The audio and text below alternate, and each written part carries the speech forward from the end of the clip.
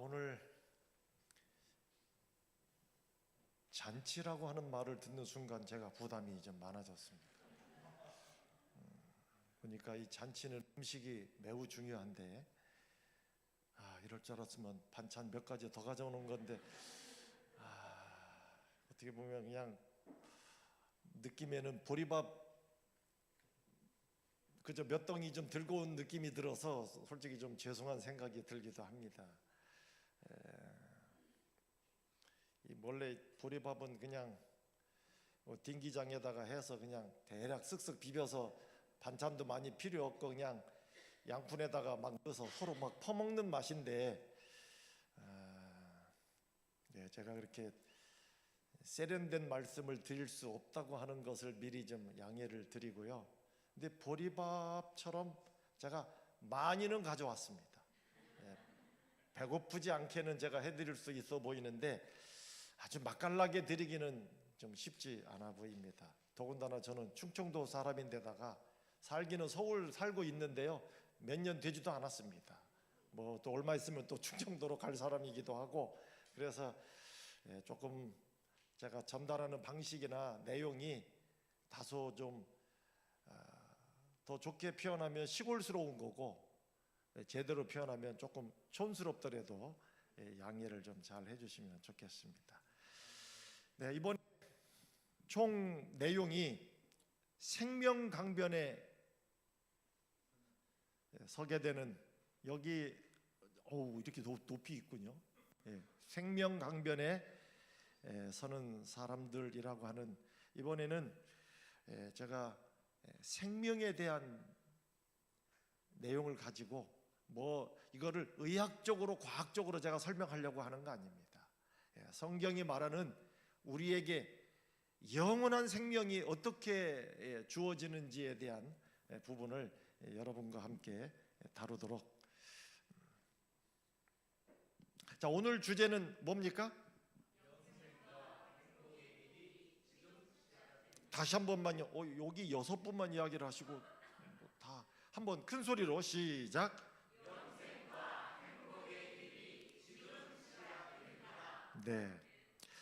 요한일서 5장 11절 역시 성경 말씀에 있는데요, 하나님이 우리에게 뭐를 주신 것?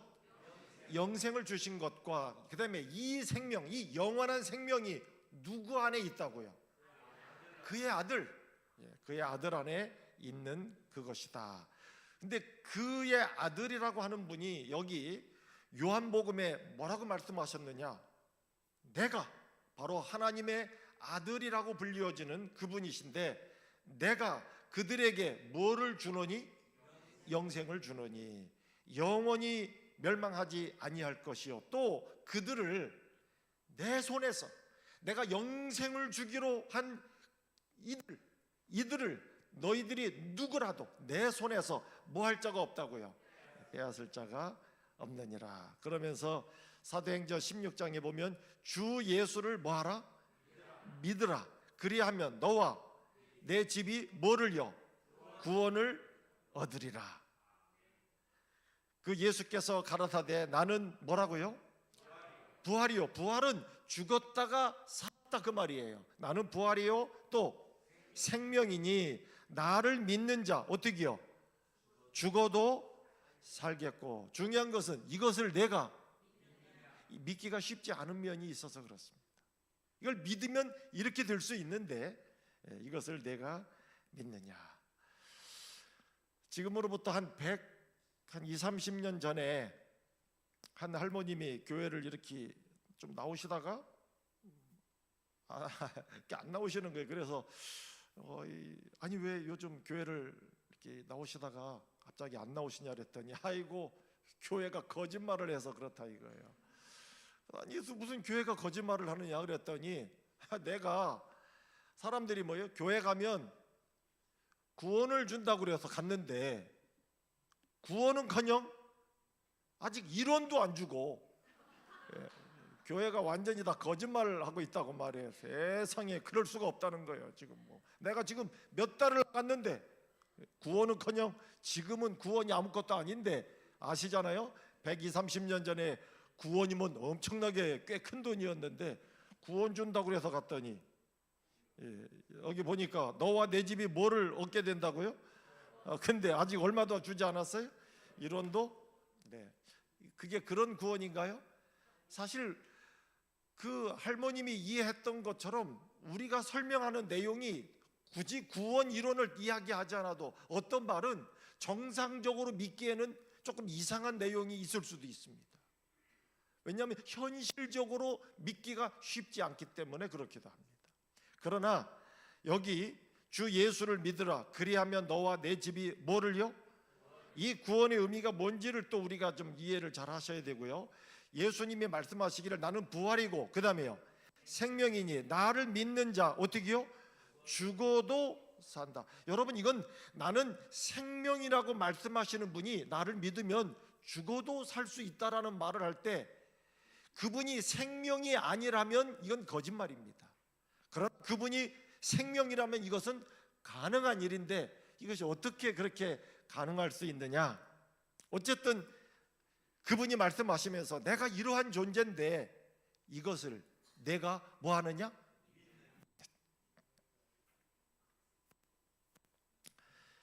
우리 한국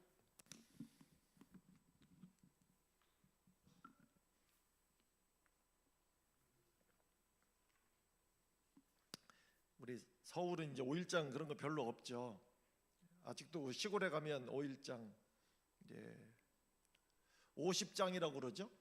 38장이라고도 합니다. 49장이라고도 합니다. 무슨 말인지 아시는 거죠? 4일과 9일에 장이 서기 때문에 49장이고 마을마다 똑같지 않습니다. 바로 그 옆 동네는 분명히 다릅니다. 왜? 장날을 겹치지 않도록. 여기가 38장이면 그 옆에 있는 읍은 27장이기도 하고 16장이기도 하고 그래요. 근데 장날은 뭐 지금은 뭐 장이 아니어도 하도 볼 게 많고 그렇고 뭐 살 게 충분히 상설 시장들이 있어서 그렇습니다만은 이게 옛날에는 참 대단했습니다. 이렇게 보면 뭐 어떤 데 보면 막 이렇게 뻥튀기도 하고 또 이런 것도 있죠. 네. 근데 제가 이 시골에서 목회를 할 때 어느 날 장날에 한번 나가봤어요. 버스 차부에 어떤 분이 뭐 많이 내리시죠. 할머니들, 할아버지들이 많이 이렇게 내리시기도 하고 다 시골에서 이렇게 나오신 분들에게도 어떤 할머님을 이렇게 좀 저분이 뭐를 좀 들고 왔길래 오늘 장 좀 제대로 보러 오셨나 보다 하고서 좀 따라다녀 봤는데요. 제가 그날 그 할머님을 보니까 장은 30분 보더라고요. 그리고 병원을 3시간 다니시더라고요. 분명히 장날이어서 왔는데 장은 30분 보는 거예요. 그렇게 보니까 병원을 한 3시간 다니시고 그분이 뭐 오전 내내 거의 장날이라서 온 건데 눈이 침침하다고 안과 들렸다가 그다음에 속 더부룩하다고 내과 가서 뭐 또 이렇게 좀 했다가 그다음에 다리 또 찔뚝거린다고 정형외과 가서 뭐 좀 이렇게 했다가 그다음에 이 흔들거린다고 또 치과 가서 뭐 좀 하고 끝났을까요? 다니기 힘들다고 이제는 몸이 그렇다고요. 한의원 가더니 거기 또 침 맞고 가면 한참 누워 있잖아요. 그게 또 한의원까지 들려서 장 보러 오셨는데 어디를 더 많이 다니? 이게 정상인가요? 참 이게 장날의 풍경이지만 비정상적인 것이 우리들에게 너무나 자연스러워진 제가 그날 그 할머님만 그랬느냐? 아니더라고요. 많은 분들이 서로 겹쳐요.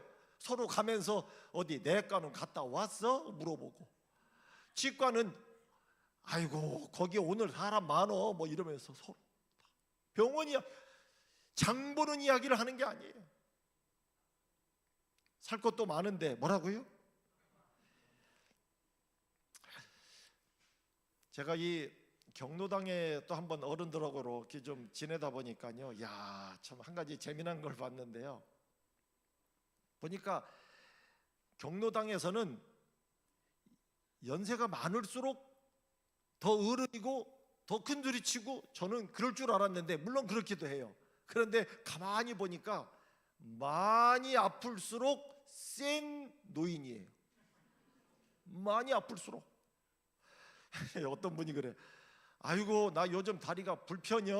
딱 그러니까 옆에 있던 분이 다리 제대로 아픈 사람 못 바꾸면 그냥 쪽 아픈 거예요. 그런데 내 앞에서 그거 가지고 한마디 했다고 많이 아프면 큰소리 치는 거예요. 나 요즘 몸이 좀 안 좋아 뭐 이러니까 저기다가 제대로 아픈 사람 못 바꾸면 또 많이 아플수록 정상입니까? 여러분, 사실 이 모습이 오늘날 우리의 삶의 모습이기도 하고 세상이 정상으로 되어 있지 않습니다. 여러분, 근데 원래 그랬느냐? 아닙니다. 성경에 보면 세상이 시작될 때, 자, 하나님께서 세상과 뭐를요? 사람을 만드셨는데, 여기 창세기 1장 가운데 보면 하나님이 하나님의 형상대로 사람을, 이게 하나님의 어떤 모습을 담도록 하면서 사람을 만들었는데, 남자와 여자를 창조하시고 그들에게 뭐를 주시며? 복을 주시며 그들에게 생육하고 번성하라, 그리고 땅에 충만하라고. 이 굉장히 멋진 표현이 나옵니다. 이게 사실이었습니다. 그러면 하나님이 사람을 그냥 만들어만 놨느냐 이거예요. 그렇게 생각하십니까? 자, 여기 밑에 뭐라고 되어 있습니까? 사람을 만들 때 어떻게 만들었다고요? 축복의 존재로 만들었죠. 오늘날 우리 모습처럼 이렇게 만들지 않았습니다. 이렇게 만들어 놓고 하나님이 야 잘했구나 그러실 리가 없어요. 이 모습은 원래 우리에게 있을 정상적인 모습이 아니, 그냥 우리를 만들어만 놓았느냐? 아니에요. 여러분, 사람이 왜 특별한 존재인가? 우리가 짐승보다 뭐 더 낫고 뭐 이런 이야기를 해요. 그래서 왜 우리가 때로는 이런 짐승과 다르고 뭔가 좀 특별할까? 어떤 분은 그래요. 아유, 사람은 엄마 뱃속에 오래 있기 때문에 그렇다. 오리는 한 28일 정도면 깨어납니다, 알에서. 돼지는요? 우리 장로님 안면도에 있을 땐 돼지하고 상관없이 사셨던 게 틀림없습니다. 돼지를 한 달을 더 늘려놨습니다. 돼지는 한 115일 정도, 한 넉 달이 조금 안 되는 그 정도 이렇게 합니다. 염소는요? 오, 그건 정확하군요. 그래도 양이나 염소는 148일, 뭐 한 152일, 뭐 한 5개월 정도 됩니다. 그런 거 생각해 보면, 예, 그래도 사람은 엄마 뱃속에 얼마 동안 있는데? 그래도 한 10달을 10개월 정도는 있는데 다른 거하고는 확실히 사람이 오래 있죠? 근데 사람하고 비슷하게 오래 있는 짐승도 있어요, 없어요? 뭐가 있습니까? 소도 10달입니다. 그래서 소값이 좋아요? 사람값이 좋아요? 네? 그러면 소가 그렇다 치지만은, 그러면 이 소, 특별히 이 사람, 이거보다 더 엄마 뱃속에 오래 있다 나오는 어떤 짐승은 없을까요? 말은 335일 정도 있습니다. 11달. 그러니 드디어 이제 소보다도 말이 나오니까 사람은 엄마 뱃속에 있는 게 얼마 안 되죠. 코끼리는요 18개월에서 22개월 정도 있습니다. 그게 엄마 뱃속에 오래 있으면 대단한 거예요? 그렇지 않아요. 그걸 갖고도 비교할 수 있는 내용이 아닙니다. 여러분, 이게 사람은 낳기만 하고 돌보지 않으면 죽도록 되어 있어요. 오늘날 우리가 봐도. 사실 하나님께서 우리를 특별한 존재로 만들지 않고, 우리가 하나님과 연결된 뭔가가 아니면, 우리가 꼭 뭐 짐승이나 이런 저기보다 더 뭐 어머니 뱃속에 오래 있고 뭐 이런 어떤 그런 문제로 우리가 더 대단하다고 볼 수 있는 그런 상황이 아니에요. 여러분, 사람은 애가 다 그러죠. 우리 애는 올 뛰어가지고 돌전에 걸었다고. 뭐가 들으면 웃어요? 소가 들으면 웃습니다. 소는 얼마 만에 걷는 줄 아십니까? 장로님 봤어요, 안 봤어요? 지금 대답이 얼마 만에? 그냥 바로 걸어요? 아니, 사람이 말고 송아지 말이에요. 송아지가? 몇 시간? 왜 갑자기 시간이 이렇게 들? 우리 한국 분들은 3번만 물으면 대답이 이게 맞나 안 맞나 이렇게. 여러분, 송아지는요 이렇게 나오자마자 조금 있다가 엄마 젖을 찾아 지가 이렇게 옵니다. 근데 사람은, 만물의 영장이라고 큰소리 치는 사람은 1년도 안 돼 갖고 걸었다고 우리의 올띠다고, 얘는 돌전에 걸었다고. 소가 웃지, 소가 웃어요. 여러분, 우리가 어떤 면에서 특별한가? 그런 문제를 가지고 특별하게 본다고 하는 건 생각보다 굉장히 어리석은 그런 의견이라고 하는 것을 좀 느끼게 됩니다. 자, 조금 보실게요. 하나님은 사람을 뭐 하도록? 이거 아주 중요한 이야기입니다. 첫째, 뭐 하고? 행복하고 뭐 하도록? 다시 한번요. 하나님은 사람을 첫째 뭐 하고? 행복하고 뭐 하도록? 영생하도록 만들었습니다. 틀림없이 그렇습니다. 행복하고 영생하도록. 자, 행복하고 뭐 하라? 영생하라. 사실 행복하고 영생, 사람이 정말 축복된 존재라고 하는 것을 느끼기 위해서는 적어도요, 여러분, 3가지가 보장이 돼야 됩니다. 그게 뭐냐면, 하나는 좋은 집, 좋은 장소가 있어야 돼요. 누가 뭐 그런 말을 하더라고요. 가장 행복한 사람이 어떤 사람이냐? 가장 가고 싶은 데를, 그 다음에 내가 가고 싶은 사람하고, 그 다음에요,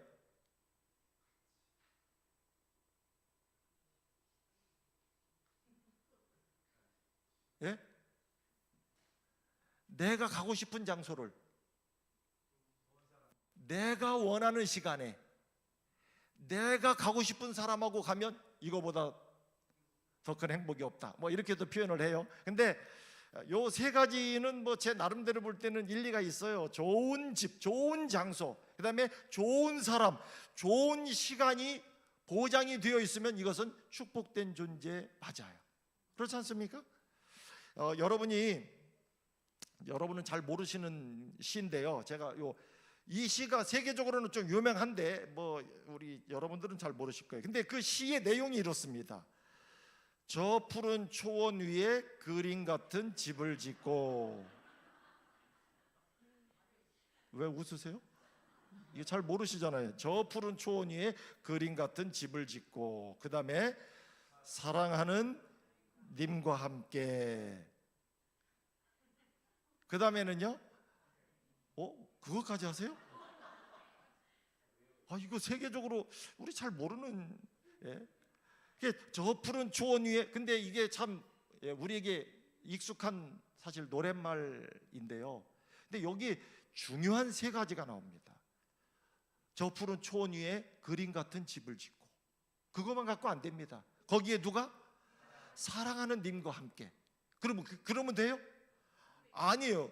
거기 가서 하루밖에 못 살면 이건 아무 의미가 없는 거예요. 그래서 사람이 살 수 있는 최고의 기간은 지금은 기껏해야 100년이잖아요. 그러다 보니까 저 푸른 초원 위에 그림 같은 집, 그 다음에 사랑하는 님과 함께, 어떻게요? 한 100년 살고 싶어. 이게 사실 사람이 표현할 수 있는 내용 중에는 이게 최고예요. 사실 뭐 이거 이상 어떻게 되겠어요? 그런데 여러분, 성경에 보면 이 세상을 하나님께서 만드실 때 주셨던 내용이 실제로는 이 내용과 많이 다르지 않습니다. 보면 그림 같은 집을 주시는데 보세요. 여기 부조와 선지자 29, 이건 아주 유명한 종교 서적 부조와 선지자 29페이지 가운데 보면 하나님의 손으로 창조되었을 때 이 지구는 어떻게 해요? 아름다웠다. 정말 뭐 그림 같은 집이 있을 만큼 산들은 험하지도 않았고 울퉁불퉁하지도 않았고 무시무시한 절벽도 없었고 소름 끼치는 늪, 사막이 없었다고. 원래 이런 모습이 아니었다는 거예요. 오늘날 우리 사람도 옛날 모습이 아닌 것처럼 이 지구의 모습도 그랬다 그 말이에요. 그래서 이렇게 아주 아름답게 뭐 뿐만 아니죠, 어디를 가든. 그런데 여기 같은 부조와 선지자 33페이지 가운데 보니까 하나님께서는 한 동산, 그게 그 유명한 뭡니까? 에덴을 사람을 뭐로? 집으로, 그림 같은. 그래서 이 세상도 멋지게 만들어 놨지만 거기에다가 에덴이라고 하는 동산을 한 집처럼 마련해 주심으로 하나님의 사랑의 또 다른 증거물을 바로 이 세상에 만들었던 그 첫 번째 사람한테 이렇게 선물로 주셨다, 그 말이에요. 우리가 거기를 에덴 동산 그렇게 이야기합니다. 자, 그림 같은 집을 주고 그 다음에는요, 사랑하는 힘이 있어야 되는데 성경에 보면 하나님이 남자만 만든 게 아니고 혹은 여자만 만든 게 아니고 누구를요? 남자와 여자, 그리고 그들에게 뭐를 주셨다? 복을 주셨다. 여기 창세기 2장 가운데 보면 여호와 하나님이 사람이 뭐 하는 게 좋지 않다, 혼자 사는 게 좋지 않다, 그래서 돕는 배필을, 그래가지고 아담, 제일 먼저 만들었던 사람이 아담이었는데 그 아담으로부터 갈빗대를 꺼내가지고 뭐를 만들었어요? 여자. 그러니까 사실상으로는 보면 야, 오죽하면 이 하나님께서 여자를 만들어 오니까 이 아담, 이 남자가 하는 말이 있는데 뼈 중에 뼈, 살 중에 살. 완벽한 표현입니다. 이 정도로, 그러니 이 사랑하지 않을 수가 없는 아주 특별한 존재를 만들어서 이 세상을 홀로 살지 않도록, 그래서 인간은 고독하게 살도록 창조되지 않았다. 만약 반려자가 없었으면 어디서도요, 에덴에서도 뭐 할 수가 없었다는 거예요. 완전하게 행복할 수 없다는 거예요. 이건 아주 분명한 내용입니다. 그래서 여기 보면 옆구리에서 갈빗대로 만든 이유는 뭐 요건 자세히 이해를 하지 않으셔도 됩니다. 근데 제가 우리 목사님께 좀 여쭤봐야 되겠습니다. 목사님, 조금 긴장이 되시죠? 네. 여기에는요 갈비뼈를 갖고 만든 이유는 여자를 머리뼈로 만들었으면 뭐 할까봐? 머리 위에까지 올라가. 그렇지, 남자 꼭대기 위에 올라갈까봐. 만약에 발가락뼈로 만들었으면 밟히고 남자한테 짓밟히고 살까봐. 이게 그 말이에요. 그래서 이 갈비뼈 이렇게로 만들었다는 거예요. 근데 성경에 보면 남자 뼈를 떼어내고 그 다음에 그걸 여자로 만들고 그 다음에 이 뼈가 빠져나간 데는 뭐로 채우셨다고 되어 있습니다? 여기를, 이 뼈를 떼어내고 하나님이 아담의 이 뼈가 없어진 데를 무엇으로 채우셨다고 되어 있습니까? 채웠다는 얘기가 있습니다. 거기를 그 목사님이 잠깐만요. 대답이 어디서 나오면 목사님 어떻게 하시겠어요? 여기를 뭐로 채웠다고요? 살로. 그렇죠. 근데 저는 그것도 남자와 여자가 이렇게 이 땅에 있지만은 그것도 중요한 기별이 좀 있는 것 같아요. 그래서 남자는 여자를 얻기 위해서 뼈를 없앤 거예요. 그래서 남자는 여자한테 뼈 있는 소리를 하면 안 돼. 진짜로 의미가 있는 말인 걸 아셔야 돼요. 그리고 여기를 뭐로 채웠다고요? 살로 채웠잖아요. 그래서 남자는 여자한테 말할 때 살살 말해야 돼. 그리고 더 중요한 거는요, 여자는 남자가 살살 말할 때 알아들어야 돼. 그렇지 않으면 뼈 있는 소리가 나오게 돼 있습니다. 제가 볼 때는 어쩌면 그냥 이렇게 지나가는 듯한 표현이지만은 그러한 모습 속에서 사랑하는 님, 가장 행복한, 옆에 있어서 최고의 기쁨이 되는 존재를 어쨌든 하나님께서 주셨다, 그 말이에요. 그리고 그림 같은 집, 사랑하는 님, 이것만 갖고 안 됩니다. 어떻게요? 한 100년. 그러나 사람을 만들었을 때는 100년 살게끔 되어 있지 않고 어떻게요? 영생하도록. 야, 이건 그래서 하나님께서 우리들에게 영원히 살 수 있는 존재라고 하는 것을 우리들에게 알게 하도록 하나님이 두 가지를 주셨는데, 하나는 시간의 생명과라고 말하는 안식일입니다. 우리를 만든 것이 얼마나 기쁘셨으면 안식일을 그분이 우리에게 주시면서 내가 너와 영원히 있고 싶어하는 마음을, 무엇을 지킬 때마다, 안식일을 지킬 때마다 우리로 하여금 가질 수 있도록 우리들에게 시간의 생명과인 안식일을 주십니다. 그래서 하나님이 그 일곱째 날을 뭐하게? 복되고 거룩하게. 보세요, 이건 사람도 아닌데 그 날을 복되고 거룩하게 했다. 왜? 여러분, 이 안식일이 하나님과도 연결이 되어 있지만 누구하고도 연결이 되어 있기 때문이에요. 우리 사람하고도 연결이 되어 있기 때문에 그 날을 복되고 거룩하게 했다. 이렇게. 그래서 이거는 좀 제가 지나가겠습니다. 그래서 저는 이 안식일은 시간의 생명과라고 하는 말로 이렇게 사용을 좀 표현을 좀 했고요. 또 하나가 영원한 생명을 위하여 하나님이 주신 것이 바로 뭘까요? 이게 생명과는 이렇게 생기지 않았습니다. 없어서 그냥 이거를 놓은 거고요. 근데 이 과일은 어떻게 되어 있었을까요? 자, 여기 한번 보십시오. 다 같이 한번 읽어보실까요? 동산 중앙에는, 시작,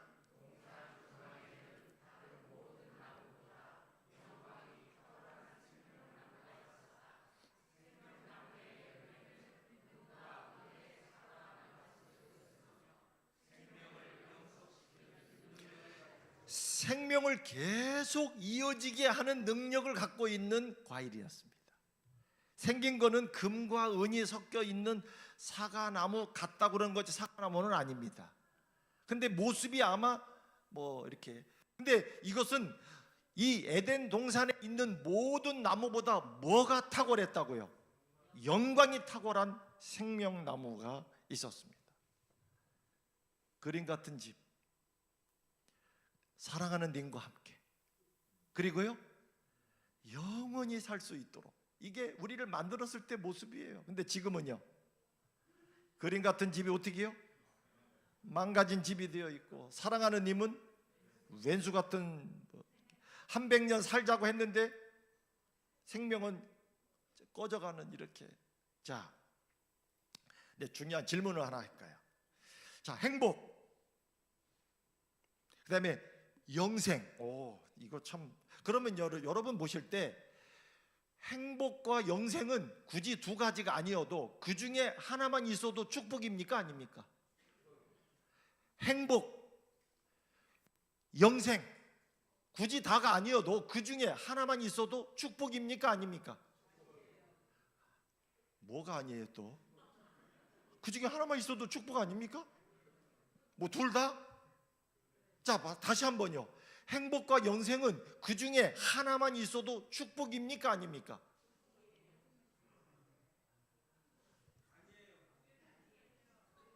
아니에요? 야, 이게 보통 욕심이 아닌데, 이렇게 되면. 다시 한번. 자, 한 번만 생각해 보세요. 행복, 영생, 그 중에 하나만 있어도 축복이요? 아니요? 아니에요?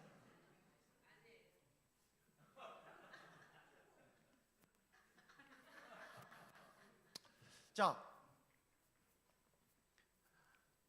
문이 있습니다. 여자분들만 대답해 보세요. 왼쪽 문을 열고 들어가면 나랑 행복하게 살 수 있는 남자가 기다리고 있습니다. 오른쪽 문을 열고 들어가면 나랑 영원히 살 수 있는 남자가 기다리고 있습니다. 그 중에 하나만 선택을 한다면 어떤 문을 여시겠습니까? 행복? 영생? 아니, 그 중에 하나만 선택을 한다면 어떤 문을 열고 들어가시겠습니까? 남자분들은 대답하지 마세요. 자격도 없습니다. 대답하실. 어떤 문을 여시겠습니까? 행복. 왜요? 행복해야지. 진짜 아무리 오래 살면 뭐겠어. 그래요? 그래서 왼쪽 문을 열었습니다. 행복 문을 딱 열었는데, 열자마자 보니까 문 뒤에 뭐라고 써져 있느냐? 이틀 뒤 사망.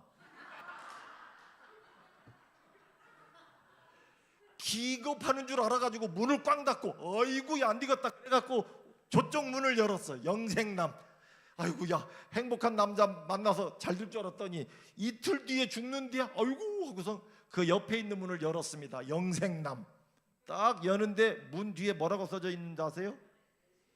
이틀에 한 번씩 이 남자한테 죽도록 매맞고 살아야 된다 이렇게 돼 있는 거예요.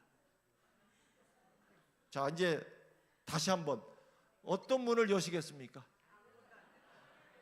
아니 행복남 영생남 어떤 문을 여시겠습니까? 자 다시 한번 물어볼까요? 행복과 영생은 그 중에 하나만 있어도 축복입니까? 대답이 좀 더 분명해 주셨죠. 행복은 보장이 되어 있는데 생명이 보장되지 않았을 때 그 행복의 의미가 한순간에, 그런데 생명은 보장되어 있는데 뭐가 보장되지 않으니까? 행복이 보장되지 않으니까 이 문은 도저히 알고는 열지 못합니다. 이해가 되시죠? 자 다시 한번 여러분 보세요. 행복, 제가 처음에 아까 말씀드리기를 하나님은 사람을 만들었을 때 두 가지 축복을 주셨습니다. 행복하고 영생하도록. 그게 그냥 하는 말이 아니에요. 이 두 가지는 분리될 수 없는 짝입니다. 행복하고 영생하도록. 그런데 이 행복과 영생을 유지할 수 있는 원칙이 있는데 그 원칙이 뭐냐? 다 같이요. 시작. 맞습니다. 하나님과의 관계를 깨트리지 않는 것이 바로 이 행복과 영생을 유지할 수 있는 원칙이었습니다. 그래서 하나님과의 관계가 깨어지지 않을 때 뭐가 가능하다? 영생이 가능하다. 그래요? 하나님과 내가 관계를 깨트리지 않겠습니다. 어떻게 하면 되죠? 하고 했는데 여기 창세기 2장에 보면 그 내용이 나옵니다. 하나님이 사람에게 말합니다. 야, 동산에 있는 이 에덴 동산에 있는 모든 과일 나무 그 과일은 네가 다 먹어라 이거예요. 그러나 뭐는 선악을 알게 하는 나무의 과일은 뭐 하지 마라? 먹지 마라. 먹으면 너 죽는다. 이거는 이 과일은 우리가 뭐라고 이야기하느냐? 하나님과 인간 증표의 과일이라고 이야기합니다. 이게 왜 증표의 과일이냐? 이 과일을 먹지 않고 딱 다른 거 아니에요. 이거 말고도 그 옆에 생명과도 있었고 모든 것은 마음대로 되는데 이 모든 관계 속에서 하나님과의 관계가 깨어지지 않는 유일한 길은 선악과 과일을 먹지 않는 거였어요. 그래서 이 과일은 증표의 과일이에요. 너와 나의 관계가 깨어져 있지 않음을 보여주는 과일이었습니다. 그래서 이것을 먹으면 어떻게 해요? 정령 뭐 한다? 죽는다. 자, 한번 읽어보시죠. 동산 중앙에 재미난 사실은 이 에덴 동산 중앙에 생명나무도 있었고요. 바로 그 옆에 선악과 그 나무도 있었습니다. 자, 한번 다 같이 읽어보겠습니다. 동산 중앙에 시작.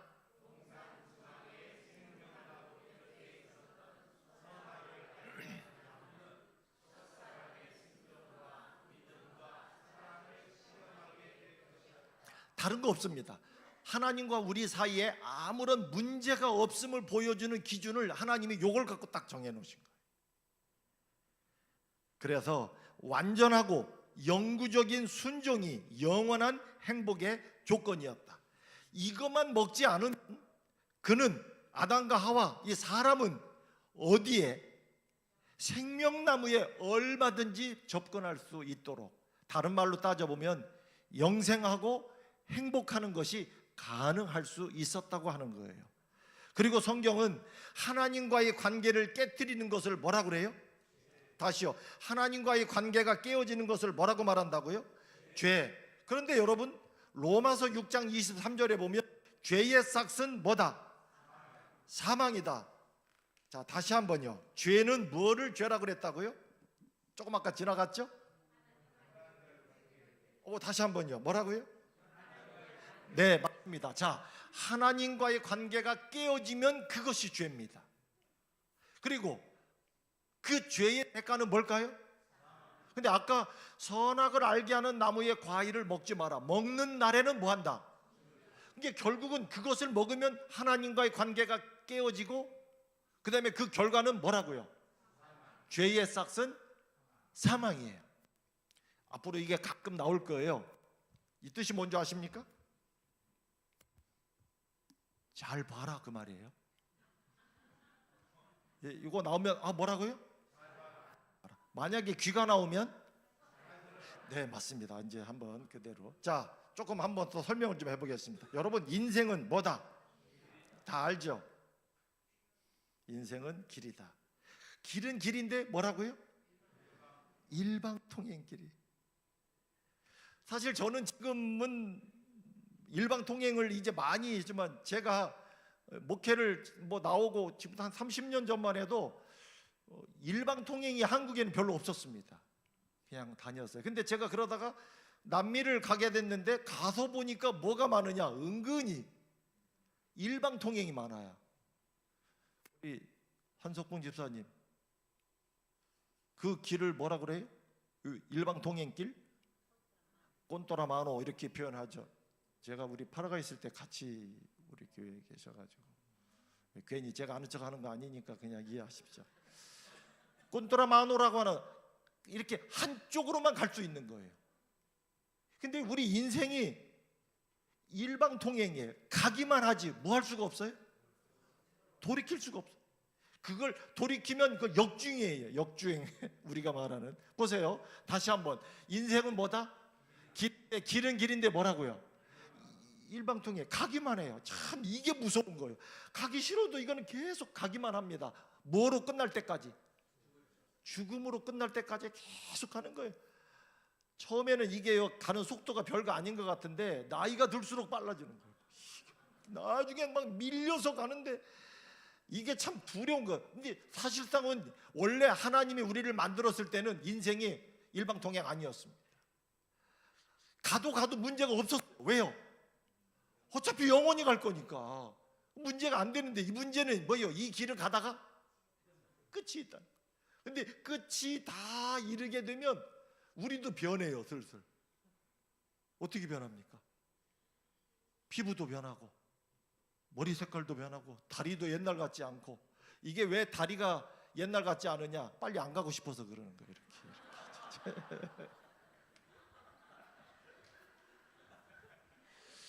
그 다음에 인생은 뭐라고요? 주유소 없는 길로 달려가는 자동차와 같다. 이 말도 맞아요. 이 자동차의 운명이 뭐냐? 가기는 가는데 언제까지만 갈 수 있는 거예요? 기름 떨어질 때까지만 갈 수 있는 거예요. 가다가 결국 뭐 떨어지면? 기름 떨어지면 어떤 차는 한 60km쯤 가다가 멈추고 어떤 차는 한 80km쯤 가다가 멈추고 어떤 차는 한 100km쯤 가다가 멈추는데 결국은 뭐예요? 다 멈추게 되어 있습니다. 왜요? 기름을 보충할 길이 없어서 그래요. 이 길에 뭐가 없어요? 주유소가 없죠. 우리 한국은 주유소 없어서 기름 떨어지는 일이 쉽지 않은데 아프리카 같은데 심지어는 남미 같은데도 때로는 도시와 도시 사이에 휘발유 넣는 주유소가 없는 경우들이 종종 있습니다. 도시와 도시 사이가 한 300km 되는데요. 어떤 데는 그래요. 디젤은 가끔 있더라고요. 트럭 때문에 그런가? 제가 그래서 깜짝 놀랐어요. 그러다 보니까 도시만 나타나면 들어가서 기름 넣어야 돼. 마음이 그렇게 되는 거예요. 심지어는 오지 같은 데 가면 검문을 하는 데서 다른 거 안 보고요. 기름을 더 갖고 있나 없나 그거를 보는 지역도 있습니다. 아프리카 같은 데도 그래요. 기름 없이 함부로 갔다가는 그냥 끝이에요. 왜요? 주유소가 없어서 그래요. 우리 인생이 그렇습니다, 여러분. 그게 참 재미없잖아요. 일방통행인데다가 주유소도 없어요. 그래서 우리가 이 땅에 태어날 때 가지고 태어난 그 생명의 에너지를 다 쓰면 그냥 끝나는 거예요. 그리고 그 에너지가 떨어져가는 표시가 납니다. 자, 이런 말은 그래서 원래 인간이 어디로 가야 하는데요? 이렇게 가야 되는데 지금 어디로 가고 있어요? 사망과 불행을 향하여. 자, 인간은 다 같이요. 생명과 시작.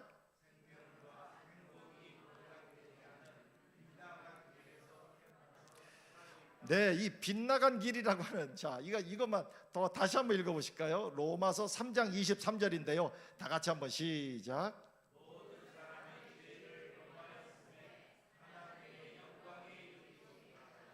자, 모든 사람이 뭐를 범하였음에? 죄를 범하였음에. 잘 보세요. 그 다음에 어디에 이르지 못한다?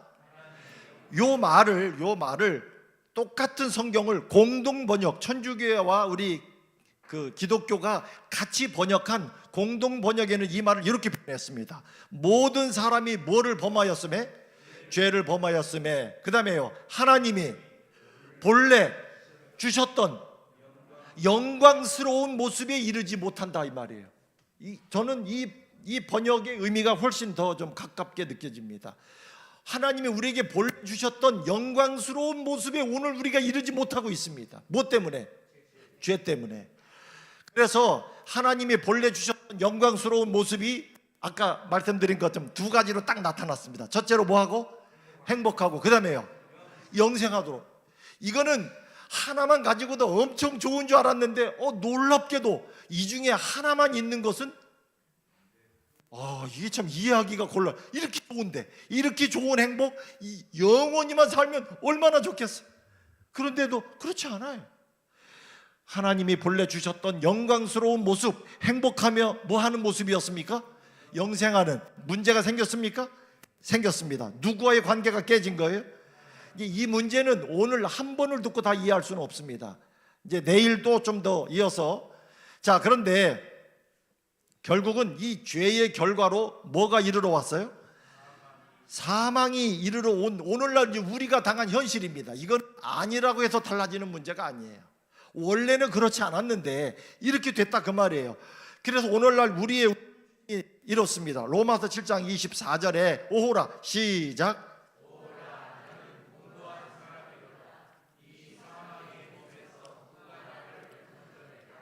나는 뭐한 사람이다? 곤고한 사람이다. 나를 어디에서? 다시 어디에서? 사망의 몸에서. 누가 나를, 이게 이 문제를 해결받고 싶은데 결론적으로 말하면 해결이 될까요, 안 될까요? 결론적으로 오늘은 말고요. 장로님, 결론은 이거 해결이 안 되면 제가 와서 이렇게 열심히 말할, 아니 생각을 해보세요. 이 문제를, 이거를 해결을 못할 것 같으면서 제가 이야기를 꺼냈다고 하면 지금 놀리려고 하는 거잖아요. 그건 그렇지 않습니다. 이 문제가, 그러나 예수님도 아까도 나는 부활이고 생명인데 나를 믿는 자는 죽어도 살 수 있는데 이것을 내가, 그걸 왜 물으시느냐? 이게 믿어지고 안 믿어지고가 결과가 너무나 달라지기 때문에 그렇습니다. 그러나 이번에는 제가 이것을 믿도록 하기 위해서, 그리고 이것이 어떻게 풀려져 가는지에 대해서 제가 계속 생명과 죽음에 관한 문제를 성경 안에서 제가 좀 풀어드리려고 생각을 합니다. 오호라, 나는 뭐한 사람이다?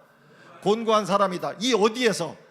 사망의 몸에서. 누가 나를. 근데 이 사망의 몸을, 이게 성경이 말하는 의미 가운데 뭐가 있느냐면요, 옛날에 로마의 사형법 가운데 이 사형수의 이 뒤에다가 시체를 같이 이렇게 묶어놓는 그 형벌이에요. 여러분, 밤에 시체하고 같이 묶여서 있는 기분이 어떤지 아시겠습니까?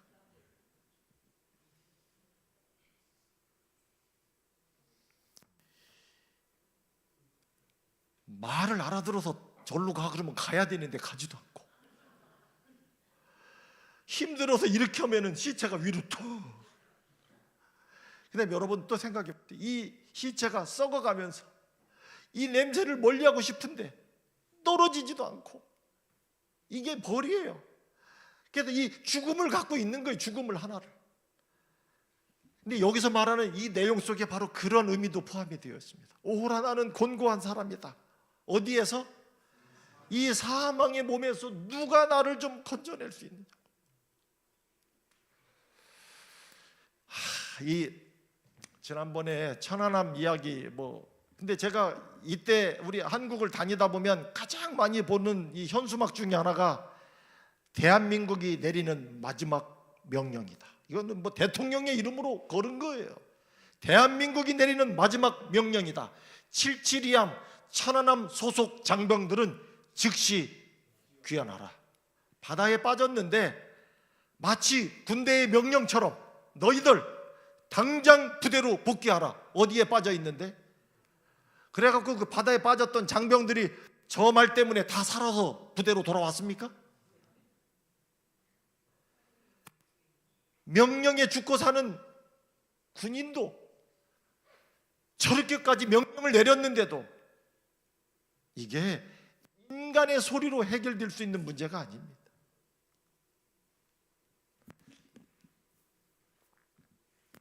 세월호도 이해하십니까? 저 물이 들어오는 저 순간에 저 바다 앞에 왜 저러고 앉아 있습니까?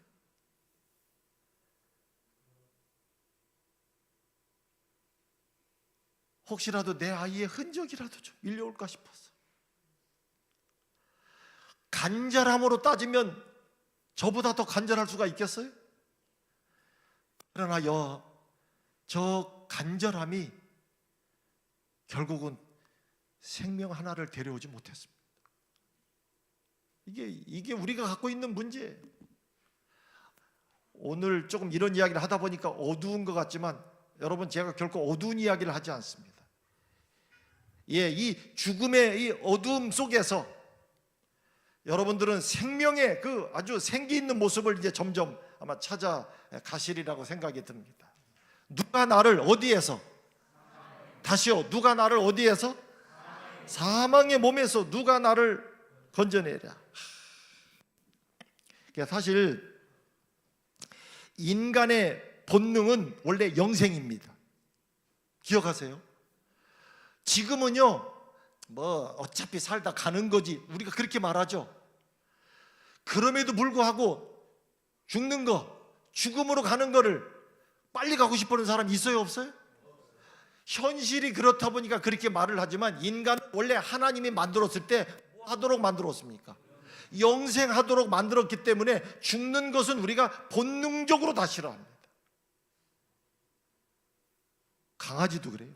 제가 강아지 키울 때 이렇게 보니까요, 여기에다 올려놓고 탁자에 이렇게 올려놓고 제가 조금 밀려 그러면 강아지가 이렇게 밀리려 그래요, 안 그래요? 이렇게 버티. 그래도 뭐 조금 더 밀으면은 이렇게 하면서도 합니다. 이 주인한테 그렇게 안 하거든요. 한마디로 더 밀지 말라 그 말이에요. 왜?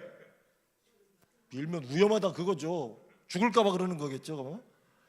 그래도 제가 조금 더 밀면 이렇게 물지도 않으면서도 막 소리 내가지고, 야, 강아지도 어차피 여러분, 제가 볼 때는 하나님이 만든 생명은 그 생명 자체가 영원하도록 원래 되어 있었는데 문제가 생긴 거예요.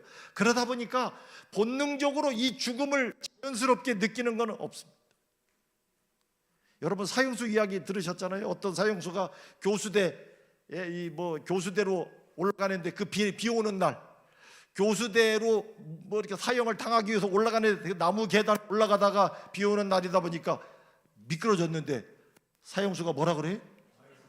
어휴, 하마터면 죽을 뻔했네 그래. 아무도 지금의 이것을 죽음과 연결하고 싶어하는 사람은 아무도 없는 거예요.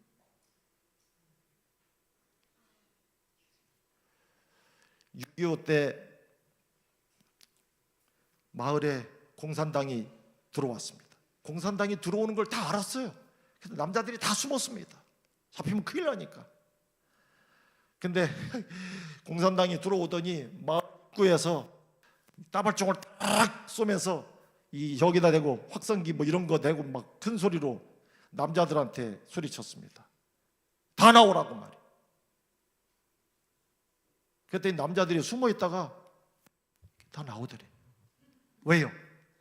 안 나오면 죽을까 봐. 나왔더니 산으로 올라가라 그러더래. 거기 가서 뭐 하려고요? 근데 남자들이 산으로 다 올라가더래 이렇게. 왜요? 안 가면 죽을까 봐. 하여튼 알게 뭐예요. 가도 죽는 거는 뭐 그렇고 그냥 그렇게. 그런데 여러분 거기 올라가니까 삽을 주더니 구덩이 파라 그러더래. 거기다 뭐 하려고요? 그런데요 그 남자들이 다 삽으로 구덩이를 파더래. 이렇게. 왜요? 안 파면 죽을까 봐. 다 파고 나니까 그 앞에 서라 그러더래. 이해가 되십니까? 근데요 남자들이 그 앞에 다 서더래 이렇게. 왜요? 안 서면 죽을까 봐. 이해가 되십니까? 오호라 나는 뭐다? 견고한 사람. 누가 나를 이 사망의 몸에서, 그게 요즘 오죽 가끔 왜 들어보시죠? 지금은 노래로도 나옵니다만은 제가 오래전에 저희 장인어른이 뭐 경로당 갔다 오시더니 야, 뭐 이런 걸 주네 그래요. 뭔가 봤더니 요즘 나오는 노래 그 100세 인생 뭐 그거예요. 60세. 그래서 그때는 참 이거 보고 야 그랬는데 지금은 이제 노래 제가 보니까 그래요. 60세 저승에서 날 데리러 오거든 뭐요? 지금 없다고 말해줘라. 70세 저승에서 날 데리러 오거든 아직은 이르다고 말해줘라. 77세 저승에서 날 데리러 오거든 일 잘하고 있다고 좀 얘기 좀 해줘라. 아직 갈 때가 안 됐다 그 말이에요. 80세 가야지 뭐 그럴 줄 알았어. 근데 뭐라 그래요? 아직 쓸모가 있다고 좀 얘기 좀 해줘라. 88세면은 여기 88세 넘으신 분들도 있으시죠? 88세가 넘으면 어떻게 되는 줄 아십니까? 뭐라 그럴까요? 아이고 뭐 이제 가긴 가야지 뭐 이렇게 그래요? 네. 아직 팔팔하다고? 맞아요. 여기 88세는 보니까 쌀밥 조금만 더 먹고 가라고 좀 얘기 좀 해줘라. 90세. 야 나는 90세면 그냥 간다고 그래도 그럴 줄 알았는데 90세 뭐라 그랬을까요? 그렇죠, 바로 그 말이에요. 뭐가 그리 급혀 이거 그거예요. 뭐 서둘지 마 이렇게. 근데 100세, 야 100세의 대답이 제일 맞아.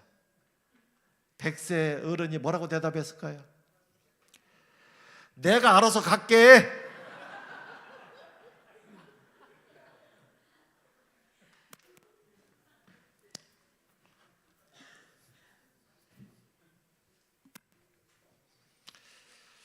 자, 다시 한번 이제 마무리합니다. 여러분, 예수께서 가라사대 내가 뭐라고요? 부활이요 생명이니 나를 뭐 하는 자? 믿는 자 죽어도 살고 이것을 내가. 여러분, 이 우리의 현실을 놓고 보니까 예수님이 이런 말씀 하시는 게 이게 이유가 없지 않다라고 하는 걸 느끼게 됩니다. 성경에 한 이야기만 하고 좀 마치죠. 마태복음에 보면 예수께서 어디를 걸어오십니까? 바다 위를 걸어서 옵니다. 베드로가 말하죠. 주님이세요? 그러면 나도 물 위를 좀 걷게 해보세요 그랬어요. 그랬더니 예수께서 와라, 물 위를 걸어와라 이거예요. 베드로는 배에서 내려 물 위를 밟고 누구에게로? 예수님께로 걸어갔다. 야, 베드로가 어디를 걸어요? 물 위를 걸어요. 자, 그런데 이제 마지막 질문입니다. 여러분, 오늘 여기 예수님이 물 위를 걸었다는 게 뭘 보여줄까요? 그 다음에 베드로도 걸었는데 뭘 보여줄까요? 뭘 말하고 있습니까? 네? 예수께서 물 위를 걸었다. 여러분, 이게 성경에 나오는 기적 중에 하나인데요. 물론 여러 가지가 있을 수 있지만 여러분, 이 일이 보여주는 것이 가장 중요한 의미가 있습니다. 뭘까요? 예수님이 물 위를 걸으셨다. 제가 저 뒤에까지 갈 동안에 대답이 안 나오면 이거 어떻게 되는 거예요? 제가 여기서 답을 좀 찾아야 될 것 같은데요. 아니, 어떻게 생각이 드십니까? 예수님이 물 위를 걸었다. 그 다음에 베드로가 주님이세요? 그럼 나도 좀 걷게. 그래, 너도 와봐라. 근데 베드로도 물 위를 걸어요. 아, 난 모든 거 할 수 있다. 믿음. 죽어도 살겠고, 뭐가 관련이 좀 있긴 있는데요. 물 위를 걸었다. 여러분, 우리가 그러니까 이 사건을 이 시각으로는 안 보다 보니까 그러는 거예요. 그분이 물 위를 걸었다. 여러분이 예수님이 그저 재밌으려고 물 위를 걸었을까요? 아닙니다. 성경이 말하는 물의 의미는 때때로 뭘 가리키느냐? 죽음을 가리킵니다. 우선 우리가 침례 받을 때 어디에 들어가요? 물에 들어갑니까? 세상을 물로 심판을 하고, 이 물은 100%는 아니에요. 그러나 어떤 면에서 이 물은 죽음을 가리키는 의미예요. 근데 예수님이 물 위를 걸었다고 하는 건 뭘 보여줍니까? 그분은 죽음을 이기신 분이라고 하는 걸 보여줍니다. 근데 누구도 걸었습니까? 베드로도. 누구와 연결이 될 때? 예수님과 연결이 될 때 베드로도 물 위를 걷습니다. 그래서 나는 부활이요 생명이니 나를 믿는 자는 죽어도 살겠고, 그분이 그러하듯이 그분과 연결된 베드로도, 여기 나와 있잖아요. 베드로가 물 위를 걸어요. 죽음을 이기신 분. 이제 내일부터 이제 이 이야기가 어떻게 우리들에게 의미가 있는지에 대해서 좀 말씀을 드리도록 하겠습니다. 다 같이 한 번만 더 읽어보시죠. 예수께서 가라사대, 시작.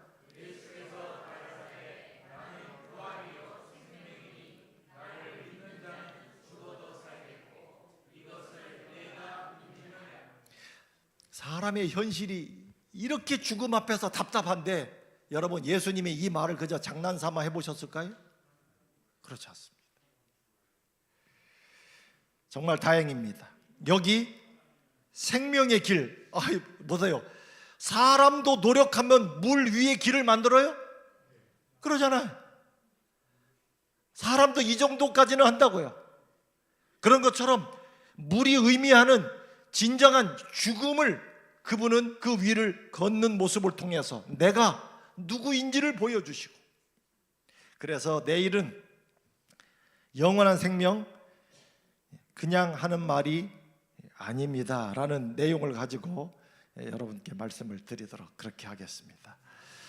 주제가를 좀 부르시고, 주제가를 좀 띄워주시고요. 이번에 이 주제가를 좀 자주 아마 굉장히 여러분들에게 그 주제가 자체가 특별한 기별을 좀 주리라고 생각을 합니다.